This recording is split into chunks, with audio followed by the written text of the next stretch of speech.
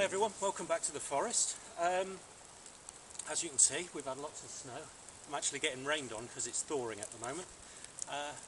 But beautiful out, absolutely beautiful. Blue sky, sunshine again, fantastic. 0 degrees, not too cold, top job. So here I am. I've been online recently talking to a few people about my videos and what I do and what I don't do and things like that. And I've had a couple of requests to talk about how to achieve a more consistent release, and it's a subject that comes up time and time again when it comes to archery, especially instinctive archery.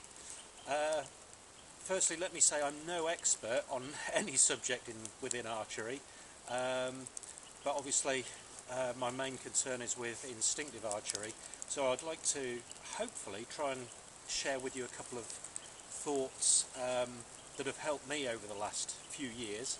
A lot of it has been lessons hard learned, shall we say, by doing lots of things wrong.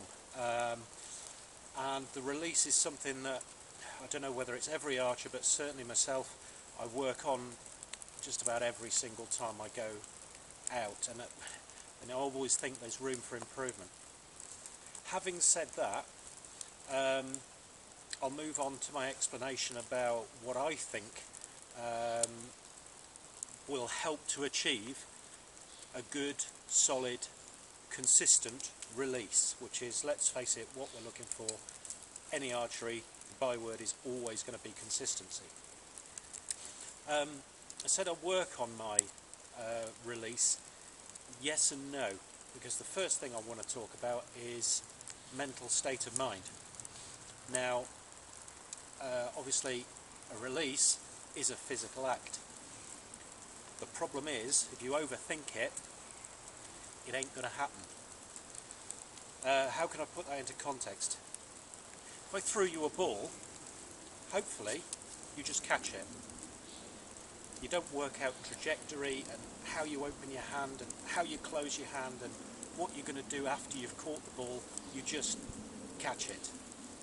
And it's very, very similar with an archery release, which moves me on to my next point. Equipment. Now, there seems to be quite a definite division within the instinctive archery clan, if you like, between gloves and tabs. And a lot of people will state categorically that tabs are the best thing to get a smooth release because it's got even pressure on the string, da-di-da-di-da. And you'll get people who say that gloves are the best thing ever because you've got more feel on the string and it's quicker, especially in hunting situations. What I will say is neither group are wrong. You need to go with what feels right and what feels comfortable for you as an archer. And don't let anybody tell you different. It's personal choice and what achieves the best results for you, what you're most comfortable with. So I won't bang on about that subject any more than that. If you've only ever used glove, maybe give a tab a try for at least a day or two, and vice versa. If you've only ever shot tab, and it will take a good couple of days of constant shoot, not consistent shooting, you know, we're not talking about a couple of shots here and there, to get used to it. Give either one a fair crack of the whip. You never know, you might be surprised. I started off and shot with a tab for years. I shoot 1 over 2 under. I had a split tab, didn't know any different, and one day I decided to try glove, and I shoot the majority of the time now with glove. Is that better? I just like it. I also shoot with something called a palm tab, which I made myself. I might get a photo and put it either in the middle of this video or at the end, just so you can see what that is. Personal choice. Draw a line under it there. Move on to what I think is the singular most important point to getting consistent, solid release.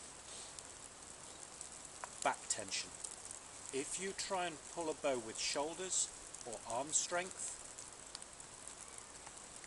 when you release, you're not going to get it nice and smooth. You need to have correct back tension, ideally even correct back tension, so that your shoulder blades are drawn together like you're trying to crack a walnut between your shoulder blades as you're drawing the bow. Only then will you get an easy release. And it's not a physical thing of releasing your fingers. All you do is stop holding. You don't actually release. If you release, you can pluck the string and it's all going to go wrong. To have a solid, inline, consistent release, back tension is where it's at. Look at your target, bang, and it's gone. The power of the bow is the release. No power in here at all. It's just relax the fingers and you will find your follow through happens then almost automatically. In fact, I would say completely automatically if you get it spot on. Let me just show you what I mean. I hope I don't mess it up. Right, I've got this stump. It's only, I don't know, 8 yards away or something. So hopefully you can see what I mean. So it's eyes on the target and squeeze the shoulder blades together, and there we are. And you can see that as the tension goes from the bow, you automatically do that because the back tension is squeezing the shoulder blades together, so automatically the hand comes back in line with the string, the bow, the arrow, so you're hopefully going to get a straight shot. Okay, let me fire these two downrange.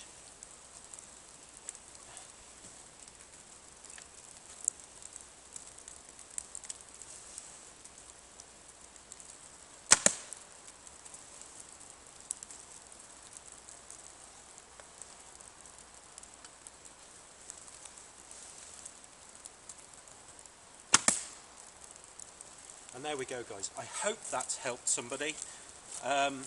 Don't overthink it. Try a tab if you've only ever used glove. Try glove if you've only ever used tab. Work on the back tension. That's the most important thing. I hope that's helped somebody, and I hope I've explained it well enough without waffling on. I don't do this with scripts. As I say, I'm no expert. I'm filming from a smartphone. No way at all professional at this. But I hope at least some of the information I'm putting across helps somebody out there. If it has helped you, give me a shout. I'd love to hear from you. Get out in the forest, get out on the range, enjoy your archery, don't stress, it's meant to be fun. That's all for now, guys. I'm going off in the forest playground. Catch you later. Cheers.